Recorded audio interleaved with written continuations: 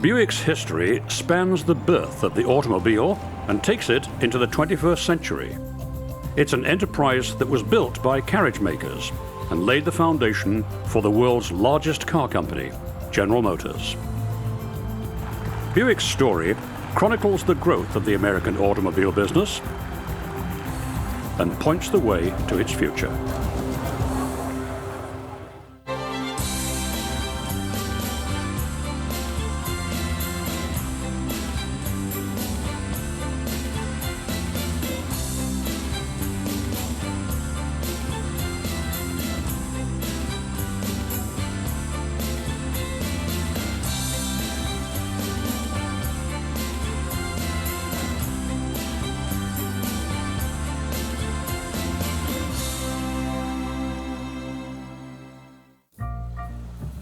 Buick celebrated its centennial in 2003.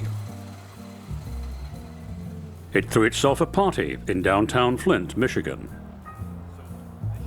Thousands of people and hundreds of classic cars filled a park near the location where the company got its start in May 1903.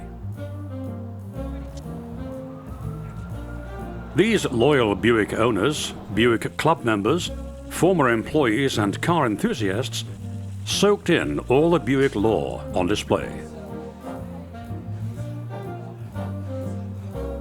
The grounds in front of the Alfred P. Sloan Museum were reserved for a special collection of rare Buicks. Later that week, Buick was the honored mark at a car show at the Cranbrook Academy.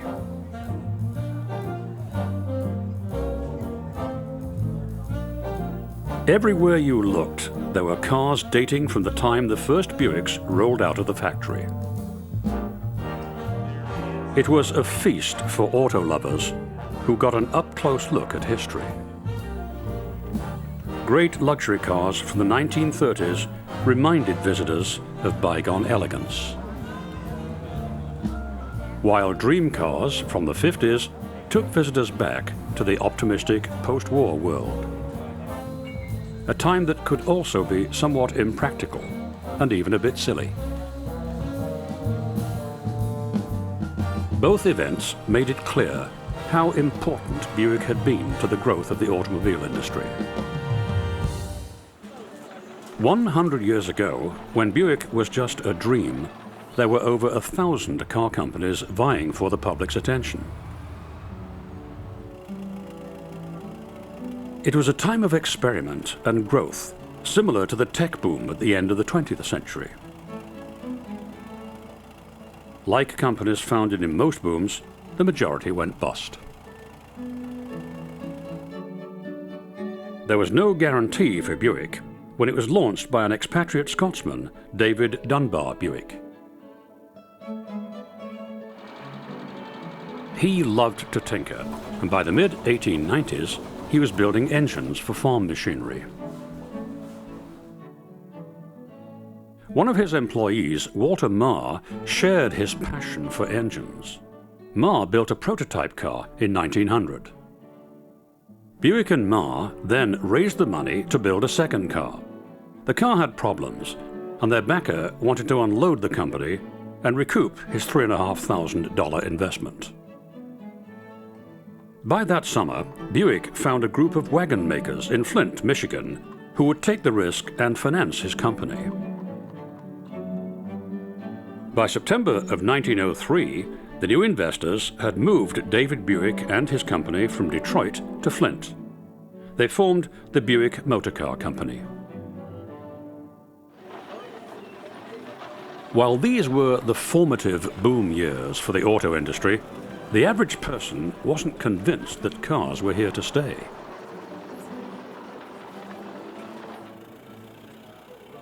Racing was a great way to convince a skeptical public that these were reliable machines and to whip up some excitement. Auto fever started to spread.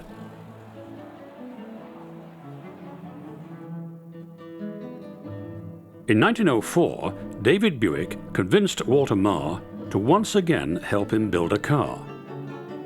The first Buick built in Flint. Marr and Buick's son tested the primitive car on a drive to Detroit and back. They rolled out on July 9th, 1904, and returned 3 days later.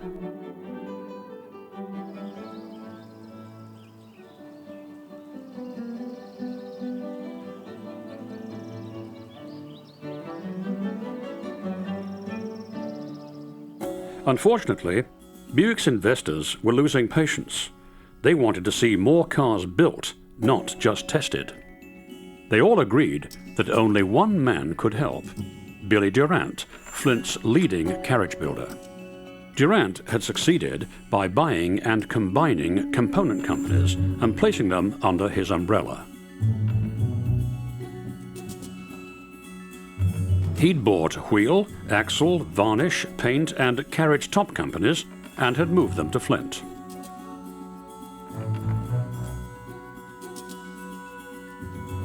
He wasn't that enamored with automobiles, but he saw that these contraptions might be the future.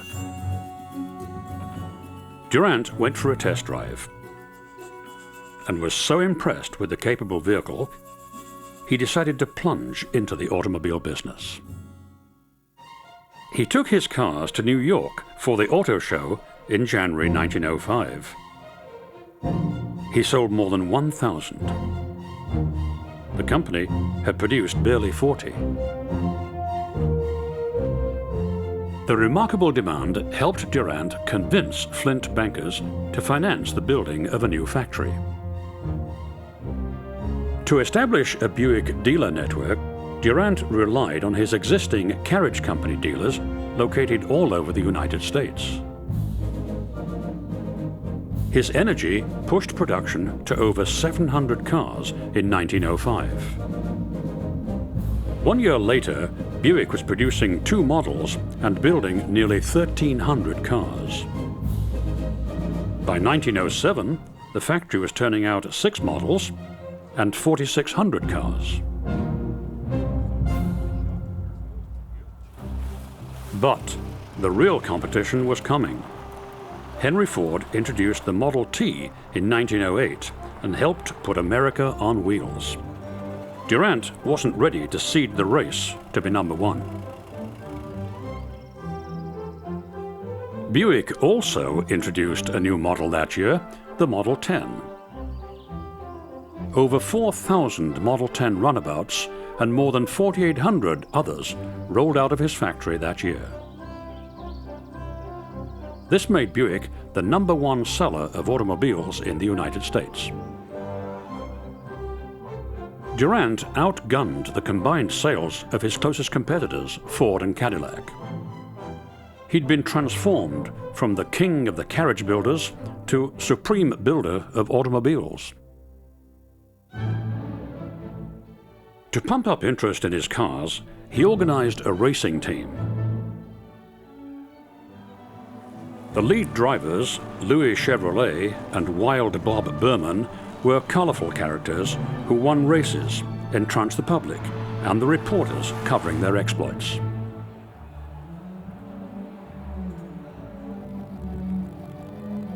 The racing effort rested on 2 Buick 60 Specials, or Buick Bugs. Chevrolet and Berman each drove one of the sleek and speedy cars. Their 105 miles per hour top speed was phenomenal. People wanted to buy a Buick after witnessing the Bugs race. While these drivers were proving that the automobile was a viable means of transportation, Durant was creating an automotive colossus. Unlike most people, Durant recognized what Henry Ford's Model T meant. He tried to buy Ford's company, but he couldn't come up with Ford's $8 million asking price. Durant kept looking for other opportunities.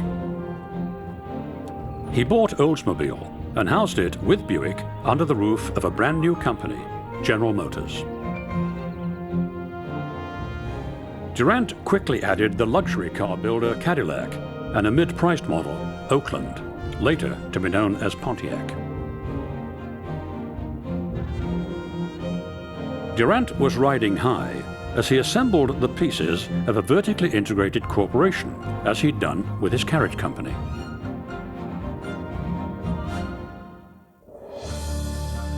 Buick sales provided the majority of the cash he needed to keep his enterprise afloat.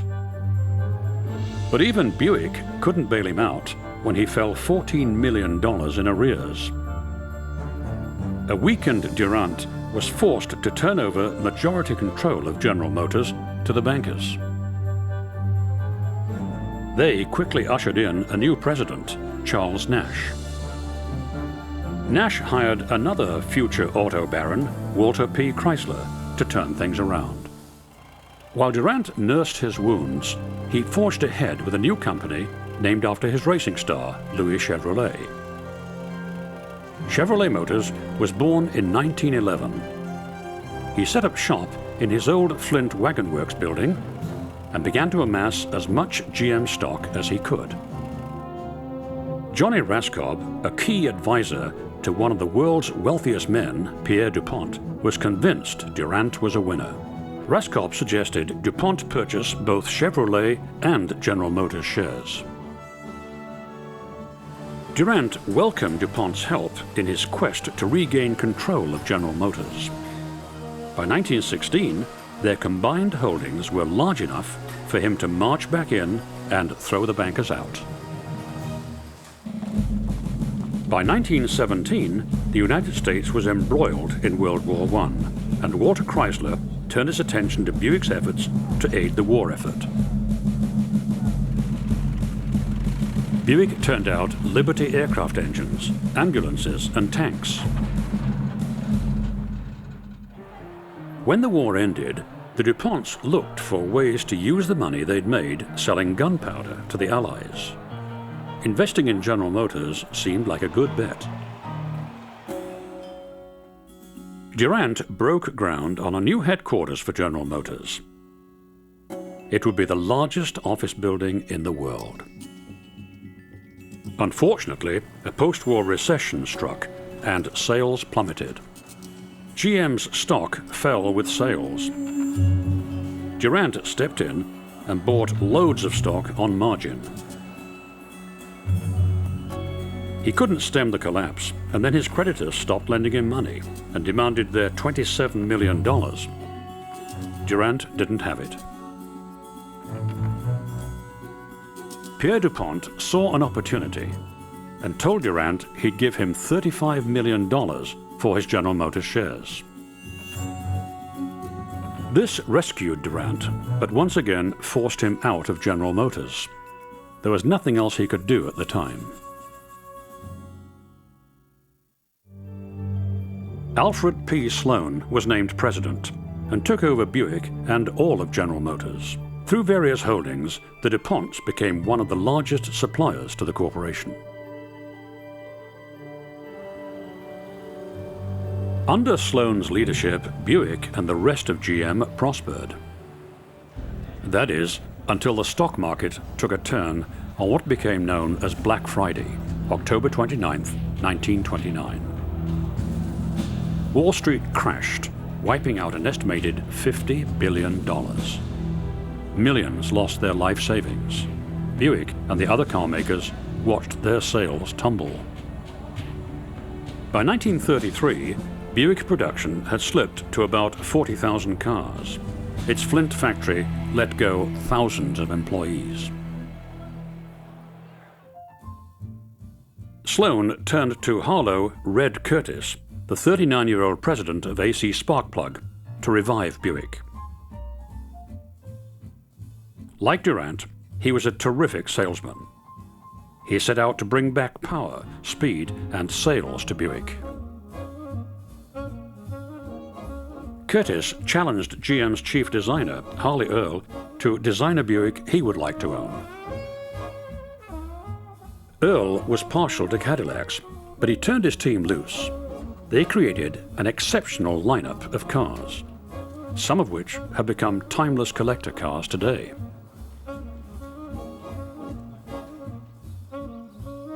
Curtis and Earl helped to send sales back up to almost 200,000 cars. Buick was looking healthy again, but Flint was headed for turmoil. Workers had suffered during the Depression, and finally labor exploded. In December of 1936, the Flint sit-down strike started. Auto production came to a stop.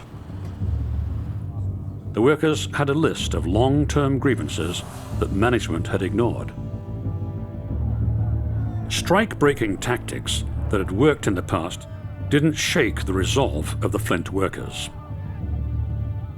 President Franklin Roosevelt and the governor of Michigan stepped in and compelled the two sides to start bargaining.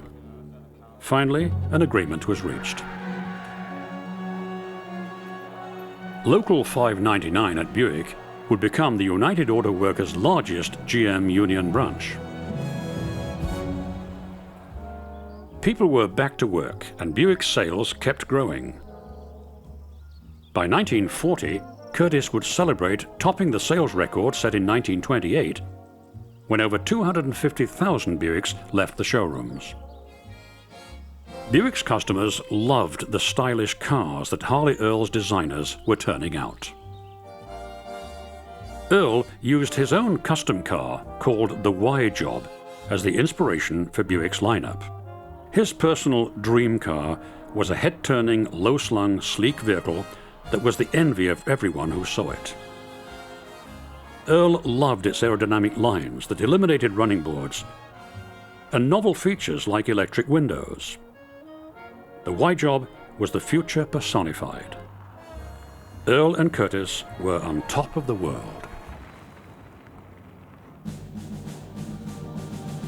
While Earl helped America dream with his dream car, there was a nightmare approaching on the horizon.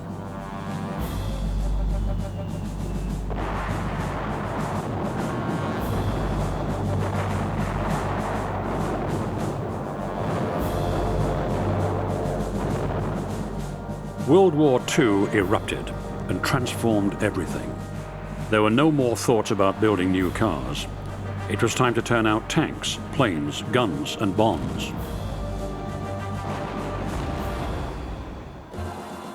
Finally, the war was over, and it was time to gear up auto production again. America was poised for unprecedented growth. The economies of Europe and Asia were a shambles. Detroit's car makers had an open field and responded with audacious, humongous cars like Buick's Roadmaster that ruled the roads. It was an era that screamed excess is best. Bigger, newer, bolder was better.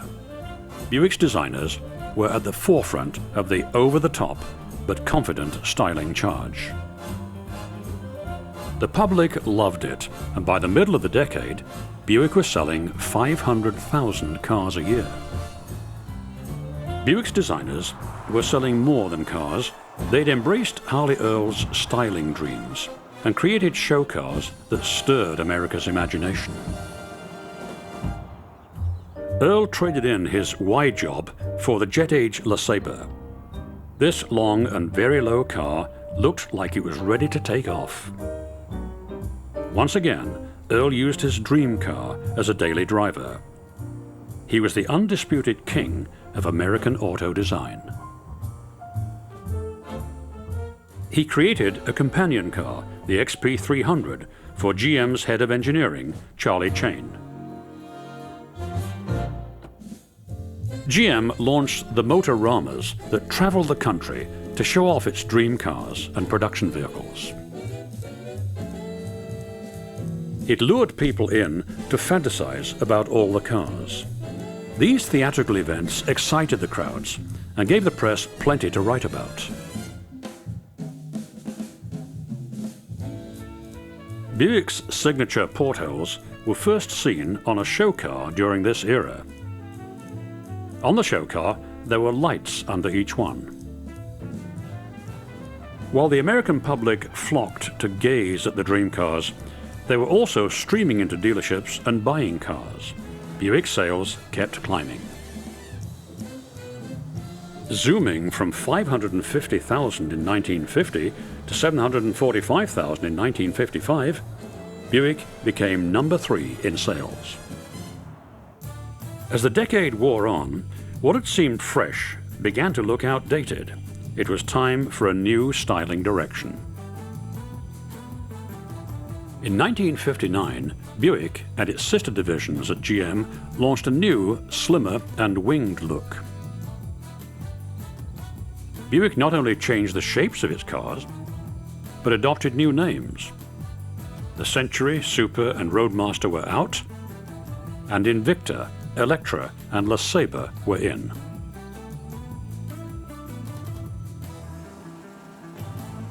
An economic slowdown in 1958 suddenly made smaller cars popular. Buick responded with the Special in 1961. Its aluminum V8 engine made it more powerful than a Volkswagen. It was also roomier. Buick sales rebounded with the economy. By 1962, it was again building more than 450,000 cars a year. Buick's big news for the era came in 1963. The fastback Riviera rolled out and was instantly anointed a modern classic.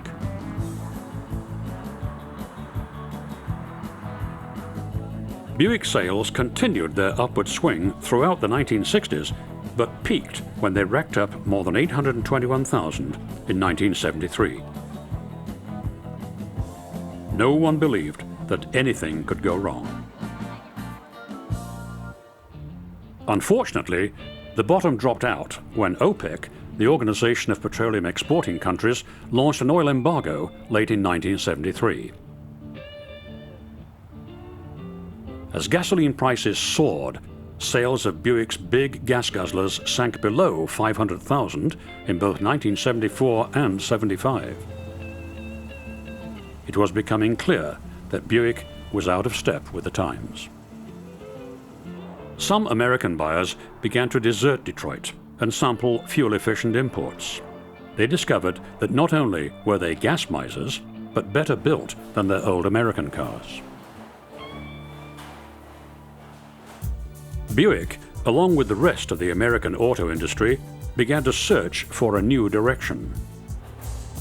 Fuel economy, safety, quality, reliability, and durability, more friendly dealerships, salespeople that didn't belittle women buyers, all of these demands began to pile up on the doorsteps of the automakers.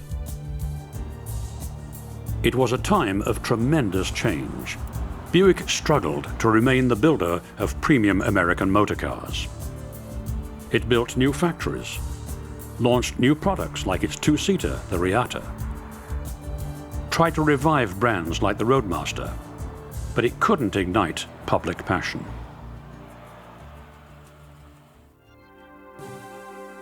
Buick started to look for ways to attract younger buyers.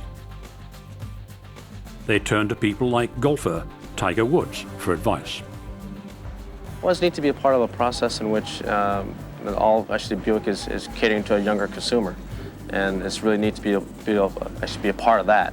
I'm really not that old, and it's really neat to be able to see a brand changing its image, and I'm trying to help as best I possibly can, and it's really neat to be a part of that relationship.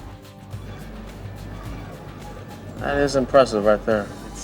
Buick began to create concept cars that were sleek and sexy, roadsters that could drive them into the future.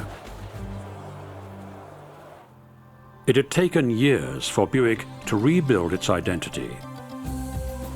Finally, as it approached its centennial, the company started to show that it was turning around. New products were on the way. It looked like Buick had found the road to the new century.